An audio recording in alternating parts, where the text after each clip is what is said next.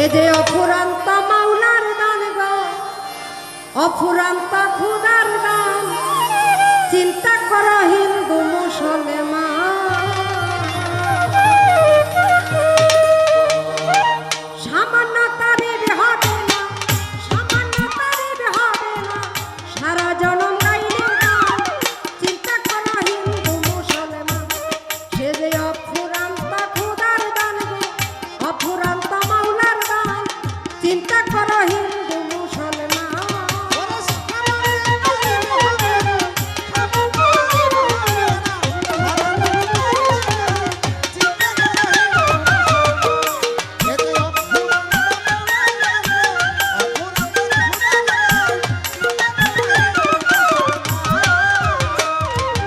এই যে মানব লাগে আজব, এই যে মানব লাগে আজব, ছিল শুক্রাকৃত, মায়ের পেটে ব্রণাকারে না ছিল বুকৃত। এই যে আদম লাগে আজব, ছিল শুক্রাকৃত, মায়ের পেটে ব্রণাকারে না ছিল বুকৃত। রাখিয়া মায়ের উদরে সর্বঙ্গ তৈয়ার করে, রাখিয়া মায়ের উদরে সর্বঙ্গ তৈয়ার করে, দুঃখ স্তনের ভিতরে জন্ম নিয়ে।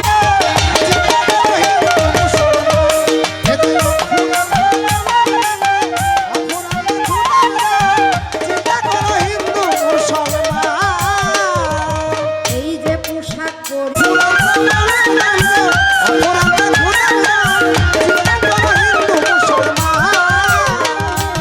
একটি বীজ হইতে লক্ষ,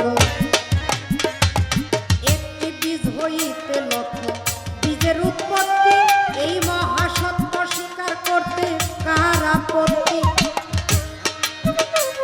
আরে একটি বীজ হইতে লক্ষ, বীজের উৎপত্তি এই মহাসত্য স্বীকার করতে কার আপত্তি? ওরে একটি মাছের লক্ষ ছানা, সর্বলোকের আছে জানা,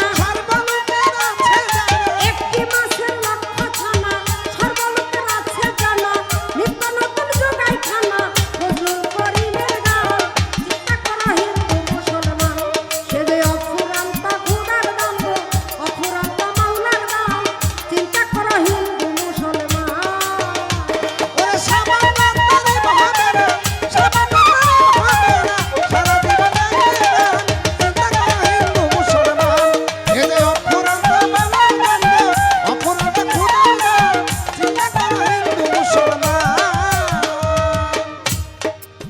আইলাম আর গেলাম, পাইলাম আর খাইলাম, দেখলাম শুনলাম কিছুই বুঝলাম না। আমাদের ঢাকা বিক্রমপুরের একজন কবি, আমাদের শ্রদ্ধেয় শাহ আলম সরকার, ওনার হইলেন চাচা, নাম হইল মহন্ত।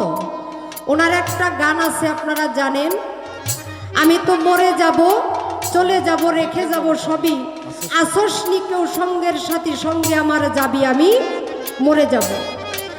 এই গানটার মধ্যে লাস্টের অন্তরায় উনি বলেছেন, গানের ছন্দে মনানন্দে মাথা জুলাও তালে, বুঝলে না জীবন্ত মানুষ গায়কে কি বলে। বাবাজি আসছেন পৃথিবীতে, একটা দায়িত্ব শেষ হয়ে গেছে।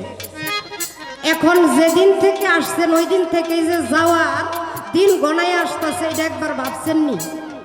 হ্যাঁ, গান শুনলাম, দাপুর দুপুর বাজাইলো আর কোমর ডুলাইয়া নাচলো, এনজয় করলাম, কিন্তু যমরাজা আমার সামনে খারাপ, যে কোনো মুহূর্তে গালের মধ্যে দইরা লয়ে যাবো। এটা চিন্তা করছি,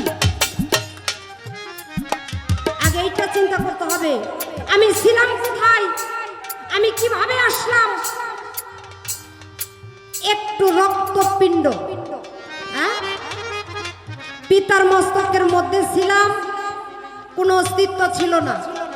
মায়ের কাছে যখন গিয়েছে বাবাই, কি পাথরে পাথরে ঘর্ষণের ফলে যেরকম আগুন জ্বলে, মায়ের সাথে বাবার মিলনের ফলে বাবাই যখন উত্তেজিত হয়েছে, বাবার শরীরের মধ্যে সেই পানির সৃষ্টি হয়েছে, আর সেই এক বিন্দু পানি মায়ের রজস্বালায় গিয়েছে, আর সেই এক বিন্দু পানি গিয়ে মায়ের রজশালায় গিয়ে মায়ের যে আয়েজ নেফাস হয় সেটা গিয়ে বন্ধ হয়ে একটা রক্তের একটা চাকার মতো ধারণ করছে। আর সেইখান থেকে আস্তে আস্তে একটা মানুষ আকৃতিতে 10 মাস 10 দিন পরে আপনি আমি পৃথিবীতে আসছি।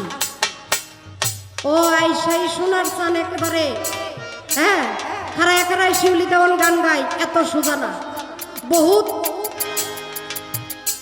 মানুষে কথাই বলে একটা মানুষ পৃথিবীতে আসার 6 মাস আগে তার রিজিক পৃথিবীতে আসে, বলে না? আচ্ছা কিভাবে আসে এইটা কি একবার চিন্তা করছি আমরা? আল্লাহ কি বাদ মানে দানের গোলা পাঠায় দেয়নি, দেয় না। একটা নারী যখন গর্ভবতী হয় 3-4 মাস পরেই তার শরীরের মধ্যে একটা পরিবর্তন দেখা দেয়। একটা মায়ের স্তনের মধ্যে সন্তান পৃথিবীতে আসার 6 মাস আগের থেকে স্তনের মধ্যে দুধের সঞ্চার হয়। যাহা আপনি পৃথিবীতে আইসাই আপনি যাহা পান করে জীবন বাঁচাবেন। আল্লাহর কোন নিয়ামতকে অস্বীকার করবেন?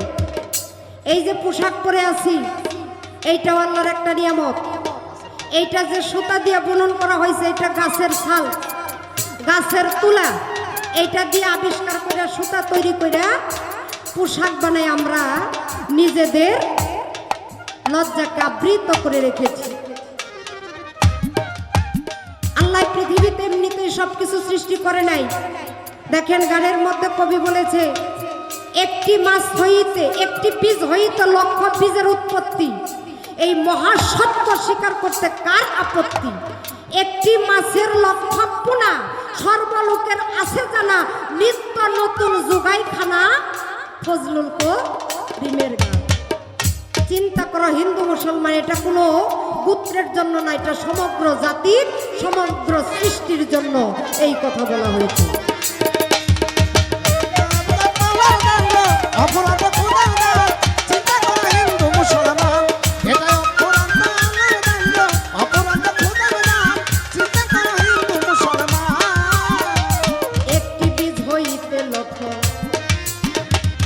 একটি বীজ হইতে লক্ষ বীজের উৎপত্তি, এই মহাসত্য স্বীকার করতে কাহার আপত্তি? একটি বীজ হইতে লক্ষ বীজের উৎপত্তি, এই মহাসত্য স্বীকার করতে কাহার আপত্তি? ওরে